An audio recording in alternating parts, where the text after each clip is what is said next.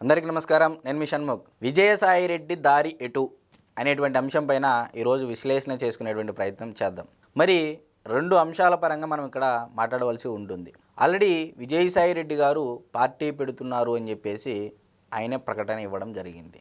ఇక రెండో కోణము, మరి వైఎస్ఆర్సీపీకి అంటే కోవట్టుగా బీ టీం లాగా విజయసాయిరెడ్డి గారు పని చేస్తారు అని చెప్పేసి ఒక వాదన గురించి.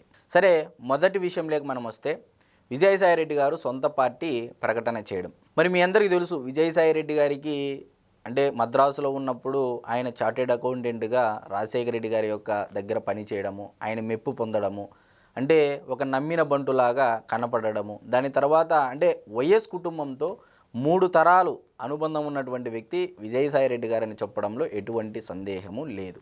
మరి ఈ స్థాయిలో అంటే వైఎస్ రాజశేఖర రెడ్డి గారి పిలుపు మేరకు రావడం జరిగింది. మరి ఆయన వచ్చిన తర్వాత అఫ్కోర్స్ వైఎస్ గారి యొక్క కంపెనీలకు అంటే ఆయనకు తెలియకపోయినా, వైఎస్ గారి యొక్క ఆస్తులు వైఎస్ గారికి తెలియకపోయినా, లేకపోతే వైఎస్ కుటుంబ సభ్యులకు తెలియకపోయినా తెలిసిన ఏకైక వ్యక్తి ఎవరు అంటే అది విజయసాయిరెడ్డి గారు అనేది ప్రజలందరికీ తెలిసినటువంటి వాస్తవం. మరి 2000 అంటే రాజశేఖర రెడ్డి గారు ముఖ్యమంత్రి అయిన తర్వాత విజయసాయిరెడ్డి గారికి అంటే దగ్గరగా జగన్మోహన్ రెడ్డి గారికి దగ్గర అవ్వడము, దాని తర్వాత జగన్మోహన్ రెడ్డి గారికి ఇంకా దగ్గర అవ్వడము.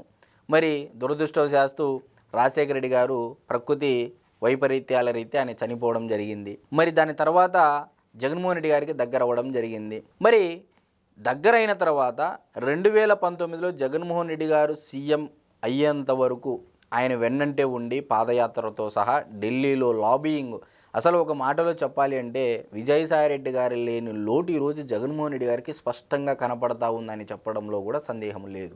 మరి ఇదే ప్రధానమంత్రి నరేంద్ర మోడీ గారి ఆఫీసులు గేటు బయట, అమిత్ షా గారి ఆఫీసు బయట, మరి అదేవిధంగా ఎంపీలు ముఖ్యమైనటువంటి అంటే రాజ్నాథ్ సింగ్ గారు, జేపీ నడ్డా గారు, మరి అదేవిధంగా నితిన్ గడ్కరీ లాంటి వాళ్ళ ఆఫీసులు బయట పడిగాపులు కాచినటువంటి విషయం కేవలం విజయసాయిరెడ్డి గారికి మాత్రమే చెల్లుతుంది.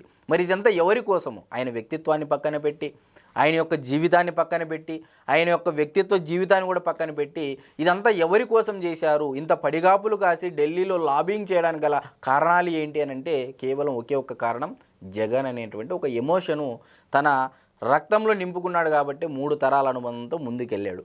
అయితే మరి ఇంతగా ఉన్నటువంటి విజయసాయిరెడ్డి గారు 2019లో జగన్ గారు సీఎం అయిన తర్వాత మరి వన్ ఆఫ్ ది A2 పొజిషన్లో కూడా ఆయన కొనసాగడం జరిగింది. ఏకంగా చెప్పాలి అంటే, ఒక మాటల్లో చెప్పాలి అంటే ఉత్తరాంధ్ర మొత్తం ఇన్ఛార్జిగా తీసుకొని మరి ఢిల్లీలో ఉన్నటువంటి వ్యవహారాలు కూడా చక్కబెట్టేటువంటి బాధ్యత కూడా విజయసాయిరెడ్డి గారు తీసుకోవడం జరిగింది. మరి ఒక్క లిక్కర్ స్కామ్లోనే ఈయనను ముందు పెట్టేసి గేమ్ ఆడాలని చూశారు వైఎస్ఆర్సీపీ పార్టీ క్వార్టర్లో ఉన్నటువంటి కొంతమంది వాళ్ళు. మరి దీని నుంచి తప్పించుకునేందుకు ఆయనకు తెలివిగా బయటకు వచ్చేసి మరి క్వార్టరీ పైన ఆరోపణలు చేసి ఈరోజు పక్కకు తప్పుకున్నారు. నేను వ్యవసాయం చేసుకుంటానని చెప్పేసి కూడా ఆయన ప్రకటన చేయడం జరిగింది. అంటే మీ అందరికీ తెలుసు, చింత చచ్చినా పులుపు చావదు అని చెప్పేసి. మరి విజయసాయిరెడ్డి గారికి ఇంత వైరాగ్యం వచ్చి వ్యవసాయం చేసుకుంటానన్నప్పటికీ మరి కొంతకాలం వ్యవసాయం చేసుకున్నాడో లేదో పక్కన పెడితే మరి భారతీయ జనతా పార్టీ అగ్రనాయకులతో విజయసాయిరెడ్డి గారికి సత్సంబంధాలు ఉన్నాయని చెప్పడంలో కూడా ఎటువంటి సందేహము లేదు. మరి ఇప్పుడు ఆయన పార్టీ ప్రకటన ఏదైతే చేశాడో మరి జగన్మోహన్ రెడ్డి గారి నుంచి దూరం జరిగి మరలా జగన్మోహన్ రెడ్డి గారి దగ్గరికి చేరుకోవడానికి చాలా ప్రయత్నాలు చేశాడు. మరి చేసినప్పుడు కూడా అంటే పగిలినటువంటి అద్దం మరలా అతుక్కోదన్న విధంగా జగన్మోహన్ రెడ్డి గారి గురించి ప్రజల కంటే, నాకు తెలిసి విజయమ్మ గారి కంటే, షర్మిల గారి కంటే ఎక్కువగా తెలిసినటువంటి వ్యక్తి ఎవరైనా ఉన్నారు అంటే అది విజయసాయిరెడ్డి గారే. జగన్మోహన్ రెడ్డి గారి మనసు తెలిసిందేదనేది మనందరూ కూడా గుర్తుంచుకోవాల్సినటువంటి అంశం. మరి అటువంటి వ్యక్తి, ఇన్ని తెలిసినటువంటి వ్యక్తి జగన్మోహన్ రెడ్డి గారి దగ్గర నుంచి దూరం జరిగి మరలా పార్టీలోకి వస్తాడనుకోవడంలో మన యొక్క మూర్ఖత్వమే అవుతుందని కూడా నేను భావిస్తూ ఉన్నా.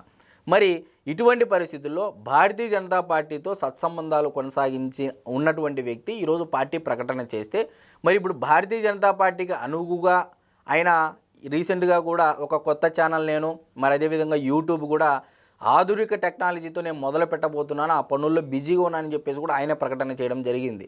మరి ఒకవేళ ఈ యూట్యూబ్ ఛానల్ కానీ నడుపుకుంటూ వెళితే మరి ఛానల్లో కానీ యూట్యూబ్లో కానీ సాహసమే ఒక నిర్ణయం తీసుకోవాలి, నిజాలు చెప్పాలి. మళ్ళీ గుప్పడి కేసుల్లో విజయసాయిరెడ్డి గారు అంటే జగన్మోహన్ రెడ్డి గారి కేసులు ఇరుక్కున్నటువంటి విజయసాయిరెడ్డి గారు మరి ఆ సాహసం చేస్తారా అంటే ప్రశ్నార్థకమైనది మనందరికీ తెలిసినటువంటి విషయం.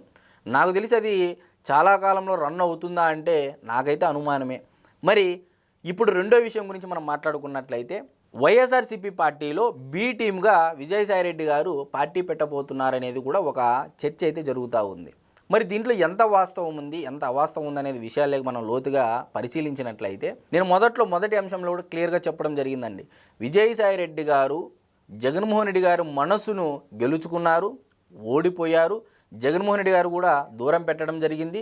మరి ఇక్కడ ప్రధానంగా విజయసాయిరెడ్డి గారికి వైసీపీ పార్టీకి మధ్య ఎవరయ్యా అంటే జగన్మోహన్ రెడ్డి గారికి విజయసాయిరెడ్డి గారికి మధ్య ఎవరయ్యా మధ్యలో ఉన్నది అంటే మనందరికీ తెలుసు, సజ్జల రామకృష్ణారెడ్డి గారు.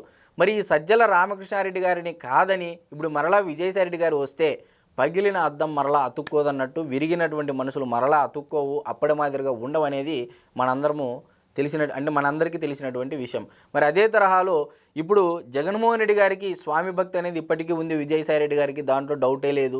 మరి ఈ స్వామి భక్తిని ప్రదర్శించుకోవడానికి జగన్మోహన్ రెడ్డి గారే లేదా విజయసాయిరెడ్డి గారే ఒక పార్టీ ప్రకటన చేసి ఒక ఛానలు, ఒక యూట్యూబ్ నడుపుకుంటూ భారతీయ జనతా పార్టీతో సత్సంబంధాలు ఉన్నటువంటి ఇతనికి ఇప్పుడు చంద్రబాబు నాయుడు గారి అనుమతి కూడా తప్పనిసరి అయిపోయింది. ఎందుకంటే ఎన్డీఏ సర్కారులో ఈరోజు తెలుగుదేశం పార్టీ కూడా అలయన్స్లో ఉంది కాబట్టి ఖచ్చితంగా చంద్రబాబు నాయుడు గారు అనుమతి లేకోకుండా విజయసాయిరెడ్డి గారు భారతీయ జనతా పార్టీకి అనుగుణంగా పనిచేయడానికి ఆస్కారము లేదు.